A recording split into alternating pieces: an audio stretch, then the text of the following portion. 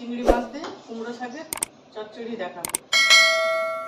এই চিংড়ি মাছ নিয়েছি বাটিতে, কুমড়ো শাক, বেগুন, আলু, মূলো সব দিয়ে চচ্চড়ি করব। তার সঙ্গে কী কী দেবো: কাঁচা লঙ্কা, পেঁয়াজ কুচি, আদা বাটা, বড়ি দেবো, নুন দেবো, হলুদ আর 5 ফোড়ন।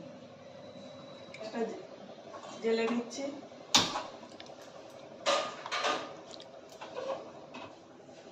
চিংড়ি মাছটা ভেজে নেবো, তার জন্য আমি আগে তেল দিয়ে দিলাম।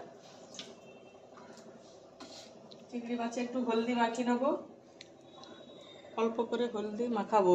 চিংড়ি মাছটা কড়াইতে দিয়ে দিলাম।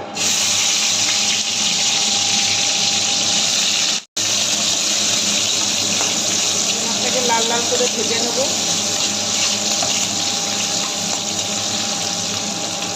লাল লাল করে ভেজে নিয়েছি, এবার তুলে নেব। এটা হালকা করে ভেজে নেব।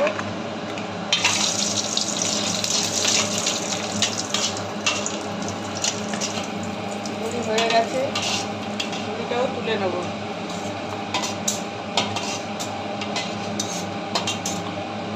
পাঁচ ফোড়ন দিয়ে দেবো।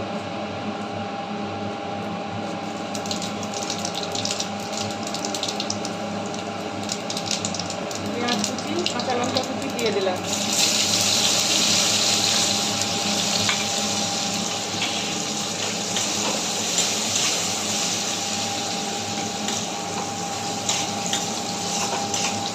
পেঁয়াজটা হালকা ভাজা হোক। পেঁয়াজের উপরে আমি আদা বাটাটা দিয়ে দেবো। আদা বাটা, হলুদ গুঁড়ো,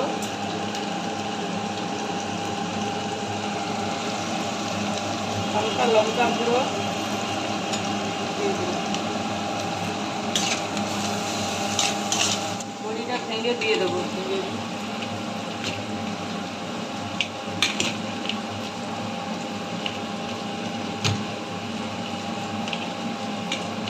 বড়িটা ভেঙে দিলাম, গোটা দিলে সিদ্ধ হবে না, তাই আমি ভেঙে দিলাম।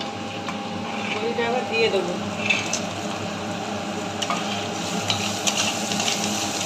মশলা ভাজা হয়ে গেছে, কুমড়ো শাকটা দিয়ে দেবো।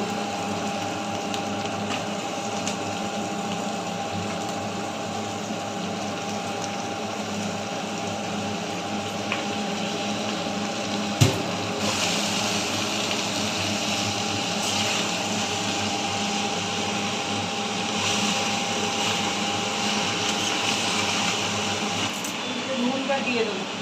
নুন দিলে শাকগুলো মজে যাবে, তাই আমি পরিমাণ মতো নুনটা দিয়ে দিলাম।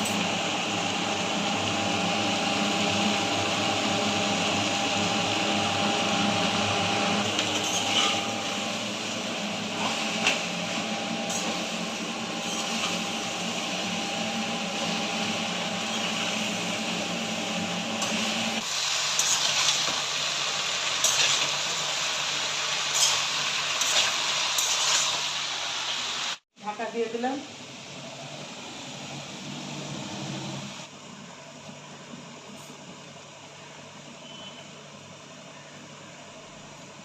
1 মিনিট হয়ে গেছে, আমি ঢাকনাটা খুলে একটু নেড়ে দেবো।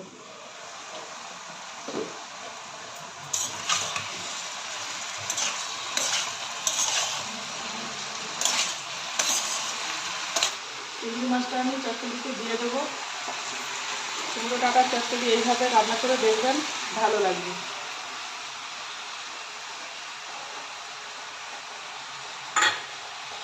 কড়া পদ্ধতি, শুধু আদা বাটা আর পেঁয়াজ আর কাঁচা লঙ্কা কুচি দিয়েই চচ্চড়ি। ভাজা হয়ে গেছে, জল দিয়ে দেবো সিদ্ধ হওয়ার জন্য। ডাঁটাগুলো আছে তো, তাই সিদ্ধ হবে, মাপ মতো জল দিয়ে দিলাম।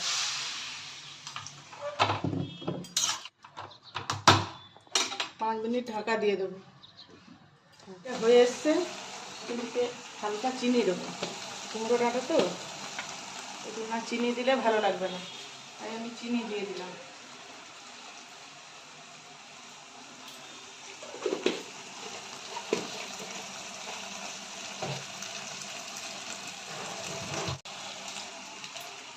লাস্টে আমি একটু সবজি মশলা দেবো।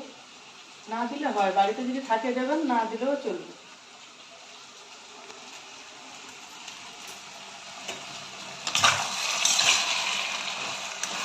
সবজি মশলাটা সবজি হয়ে গেছে, আমি তাই সবজি মশলা দিয়ে দিলাম। মতোই দেবো, বেশি দেবো না, বেশি নাড়াচাড়া করবো।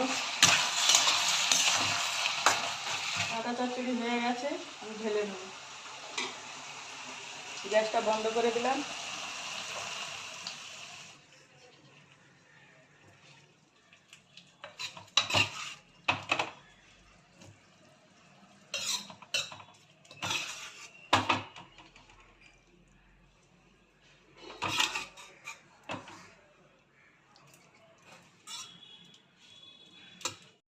কুমড়ো ডাঁটা চচ্চড়ি রেডি।